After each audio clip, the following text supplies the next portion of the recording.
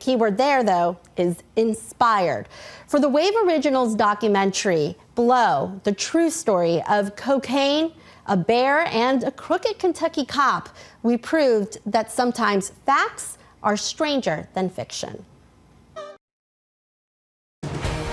Live from your local news leader, this is KTTC News. Good evening. Thanks for joining us here on KTTC News at 6. I'm Cammie Raisler. Tom and Caitlin are on assignment. Residents of the Rochester Towers are learning today that they will not be able to return to their apartments for at least another month after the building was evacuated Friday. The city of Rochester has also pulled the building's occupancy certificate. This means people cannot live in these condos until recertification. So take a look here. You can see where these towers sit in the downtown landscape. Property managers are now encouraging people who live in these buildings to find long-term lodging. Access to the building is not allowed. Engineers are currently investigating the building to determine the safety of it, the next steps in repair, and when it will be possible to allow residents to get inside and get their things from their condos or apartments. 2nd Street, though, has finally reopened to traffic. This is a story that we'll continue to cover right here on KTTC.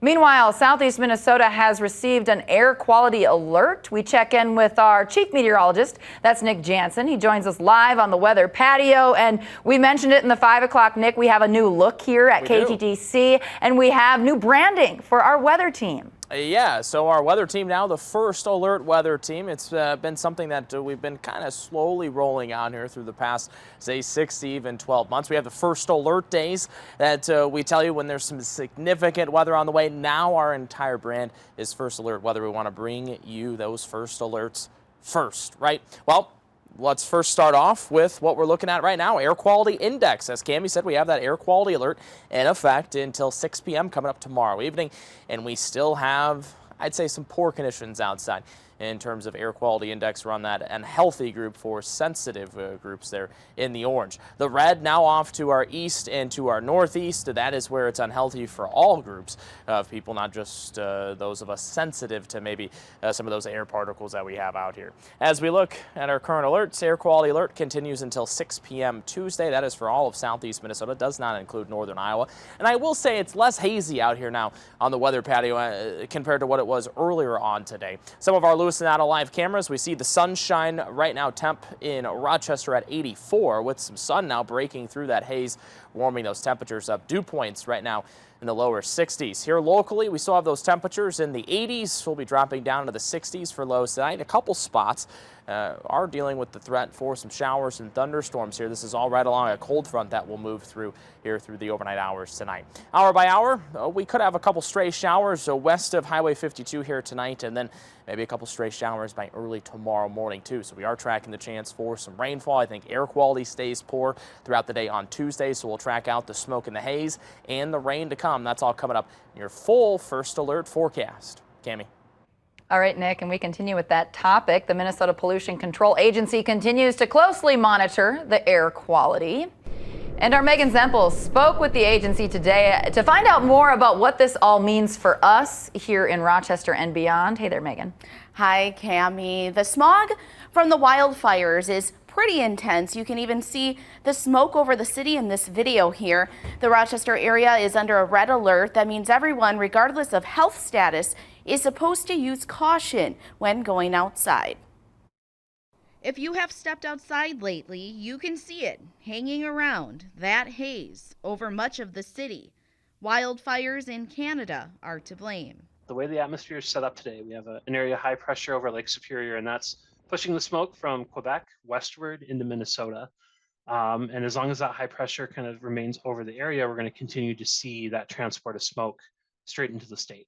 Poor air quality can make it hard for people to breathe. And for Rochester, the Minnesota Pollution Control Agency has issued a red alert.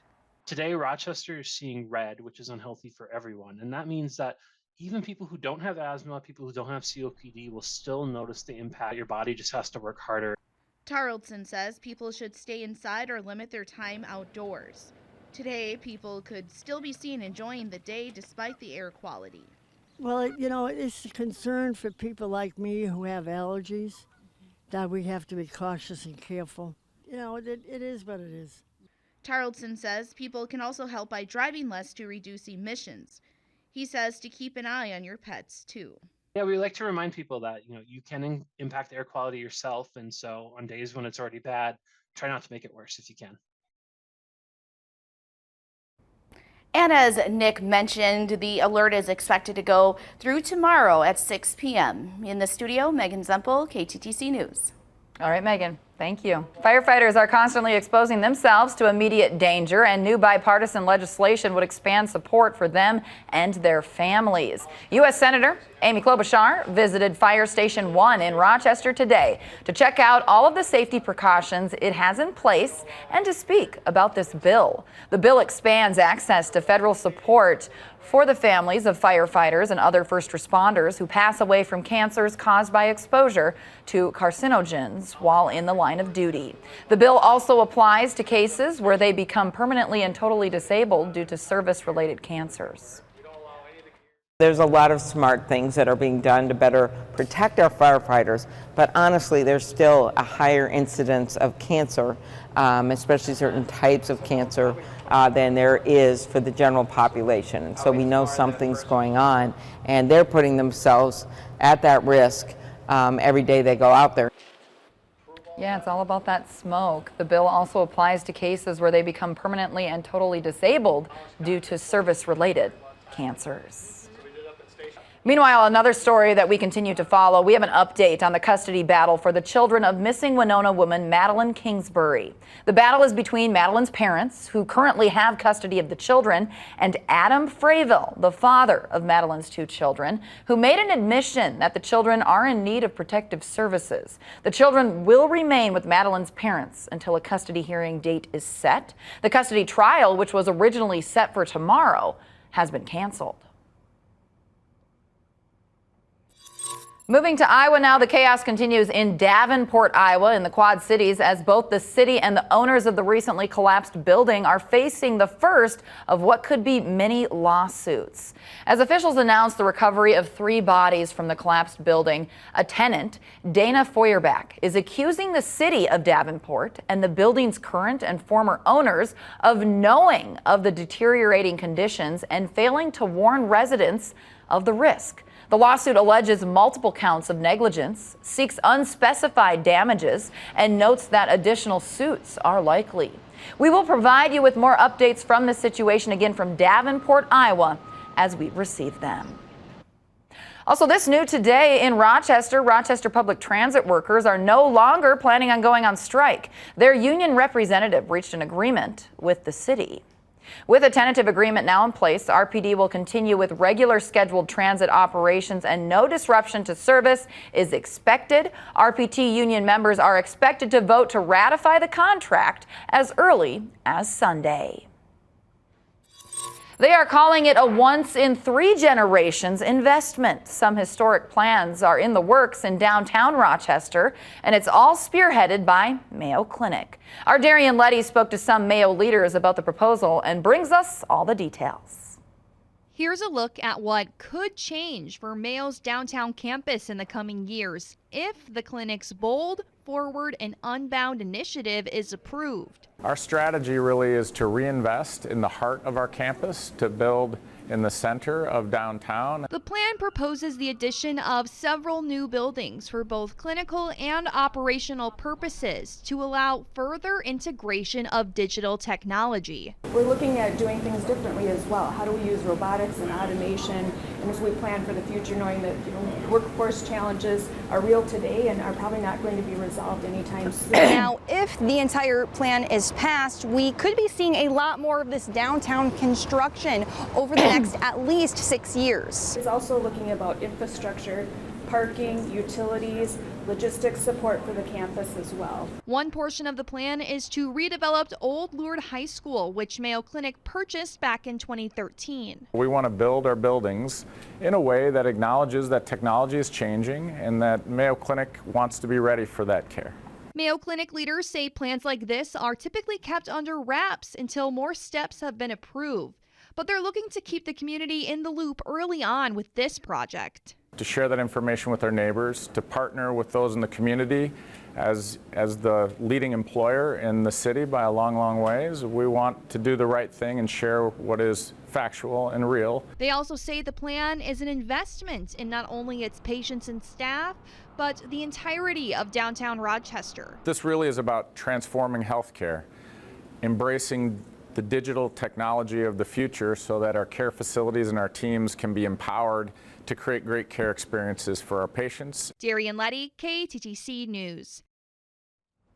Most recently, the Mayo Clinic Board of Trustees approved some first steps like site surveys and street studies. The full plan has not been approved, and Mayo Clinic officials could not say how much it's going to cost. Construction and redevelopment are expected to begin early next year, and some buildings could be affected by the construction if the plans are approved, including Cathedral of St. John, the Evangelist Middle School. In an email sent to parents, Rochester Catholic school leaders said they are working with Mayo executives to minimize the impact of construction, and that while the school day may be affected, the school will remain open at its current site through the entirety of the project.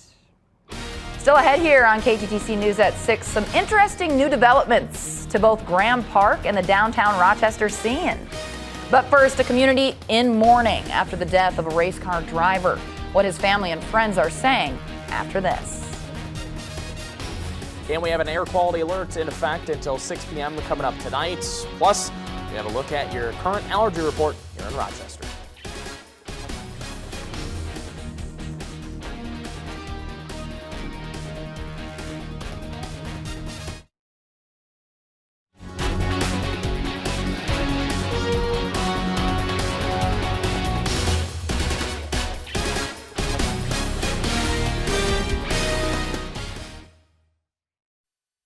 Coming up, sonic booms. There was a race car death 2 weekends ago. Caleb Corpy, the 47-year-old Claremont man who died last month at Deer Creek Speedway, was laid to rest today. Along with his race car, he leaves behind family and friends. Our Noah Kaplan caught up with them today. As a person, he was my best friend and the love of my life, something I'll never find again. It was behind the steering wheel of this B-Mod where Caleb Corpy took his final breaths. I mean, he did it all himself. He built his own motors and wrenched on his car himself. Caleb died doing what he loved most, racing, succumbing to a major cardiac event during the Southern Minnesota Spring Challenge at Deer Creek. I thought that he had hit something and his car broke.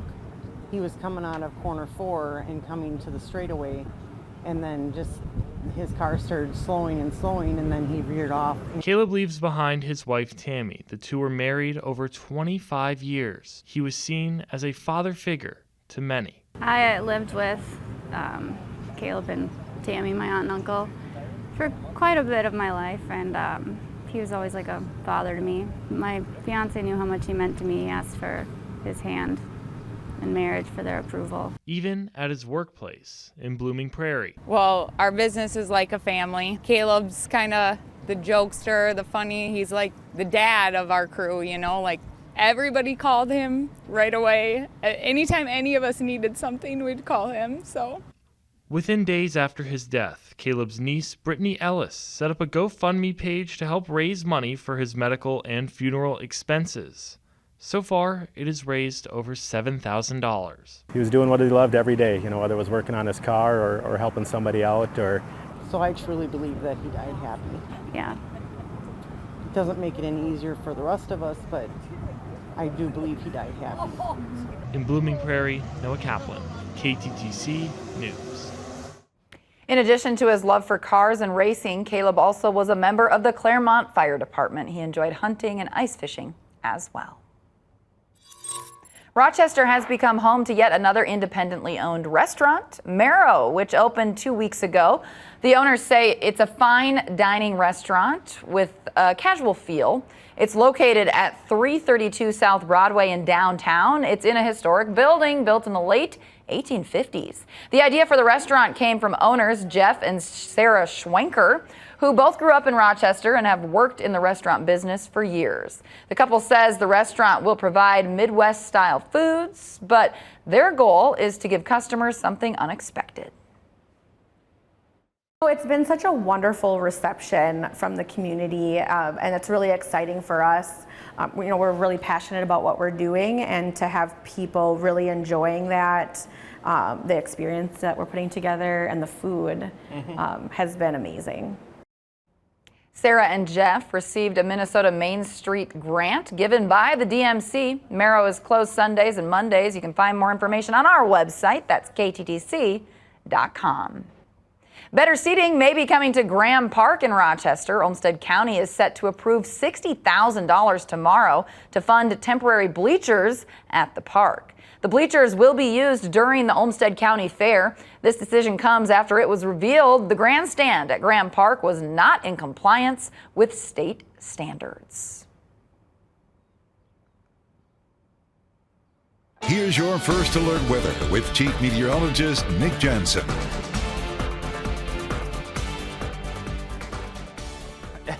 All right, look at your first alert forecast here as we have air quality index.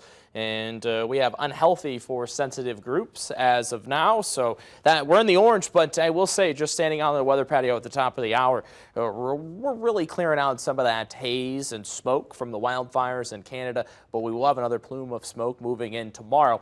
Notice we're in the unhealthy category here. So in the red, that is to our east. We were in the red earlier today. Like I said, things have been improving throughout the afternoon and evening. That air quality alert will still be in place until 6 p.m.